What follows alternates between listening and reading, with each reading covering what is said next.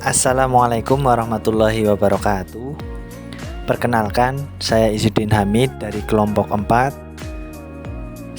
Saya di sini mewakili kelompok 4 mata kuliah Media Pembelajaran Sejarah yang diampu oleh Bapak Arifin Suryonugroho.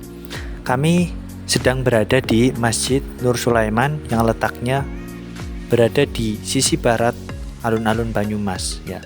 Yang mana alun-alun Banyumas tersebut dekat juga dengan Pendopo Sipanji atau duplikat Pendopo Sipanji yang berada di sekitar gedung Kecamatan Banyumas ini. Kami di Masjid Nur Sulaiman ini sudah mensurvei lokasi dan melihat-lihat lokasi yang ada di Masjid Nur Sulaiman. Bahwasanya Masjid Nur Sulaiman ini berdiri pada tahun 1743 Masehi dan merupakan salah satu masjid tertua yang ada di Jawa.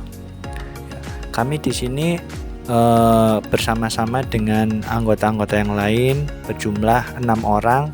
Ada saya sendiri, Izzuddin Hamid, dan juga ada rekan saya Ilham Murtada, lalu ada Rifa Hartanti, lalu ada juga Azizah Mutiaratani, dan juga Ilma Alia, dan juga yang terakhir ada Catherine Haja. Langsung saja kami di sini berkunjung untuk mensurvei lokasi yang bertujuan menggali informasi terkait Masjid Nur Sulaiman yang berada di sebelah barat alun-alun Banyumas ini. Setelah kami di sini bahwasanya menemukan di masjid ini memiliki banyak fasilitas yang memadai, baik untuk para pengunjung sebagai wisatawan atau para pengunjung yang ingin beribadah di masjid ini. Bahwasanya masjid ini terdapat sebuah alat air minum bersih yang siap minum, dan juga setiap ketika sholat duhur itu ada menyediakan buah-buahan dan juga air minum, entah itu teh, kopi, dan lain sebagainya. Yang perlu diketahui bahwasanya masjid ini juga terdapat beduk yang beduk ini yang mana telah berada di masjid ini dengan cukup lama waktunya, dan beduk ini masih digunakan hingga sekarang untuk keperluan ketika ada acara-acara tertentu atau ketika memasuki waktu berbuka puasa di bulan Ramadan atau hal-hal yang memang memerlukan beduk tersebut.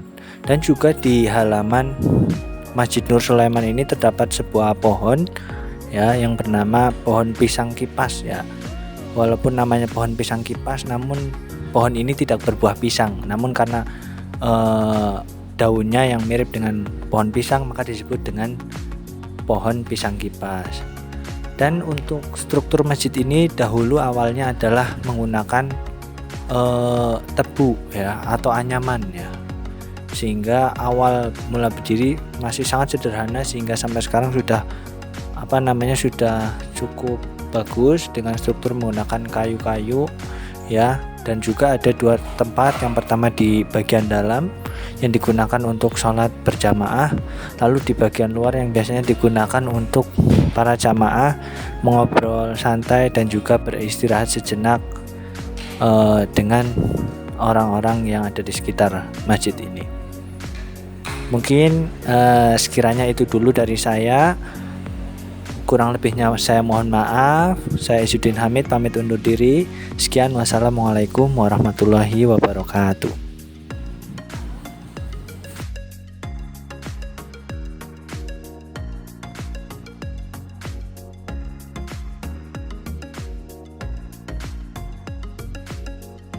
Halo, assalamualaikum warahmatullahi wabarakatuh. Saya Alia dan teman saya Azizah Mutiaratani akan menjelaskan sejarah berdirinya Masjid Nur Sulaiman yang berada di Banyumas. Masjid Nur Sulaiman yang letaknya berada di sebelah barat alun-alun Kabupaten Banyumas merupakan salah satu masjid tertua di Pulau Jawa menurut Babad Banyumas oleh Umar Madi dan Purbosuwojo. Masjid ini didirikan setelah Balai Sipanji, Pendopo Kabupaten Banyumas, yang dibangun pada tahun 1743.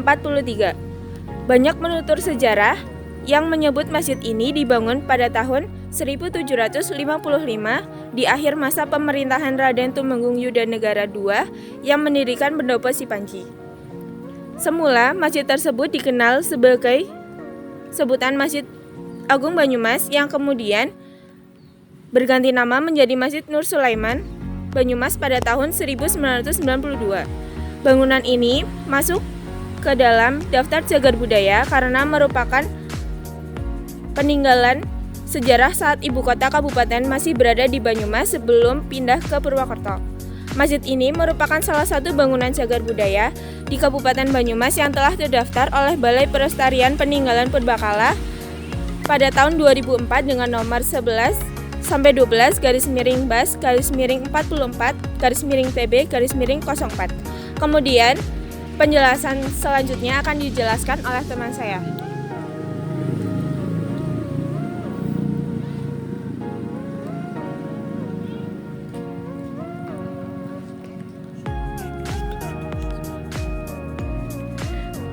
Nama Masjid Nur Sulaiman berasal dari nama dua tokoh. Yang pertama, Kiai Nur Daiman I dan penyiar agama yang berdakwah di Masjid Nur Sulaiman.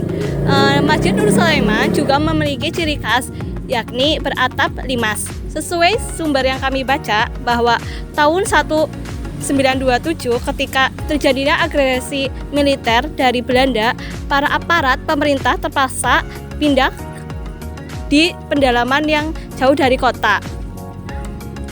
Akibatnya, urusan-urusan seperti nikah, talak, cerai, dan rujuk pindah ke desa Dawuhan yang lebih jauh dari pusat kota. Pada akhir 1949, setelah tentara Belanda menarik mundur pasukannya, seluruh instansi pemerintahan kembali ke tempat masing-masing, sehingga kegiatan seperti nikah, talak, cerai, atau rujuk di wilayah Kecamatan Banyumas dan sekitarnya kembali dilakukan di serambi Masjid Agung Nur Sulaiman. Selanjutnya, untuk penjelasan dari arsitektur masjid akan dijelaskan oleh teman saya. Wassalamualaikum warahmatullahi wabarakatuh.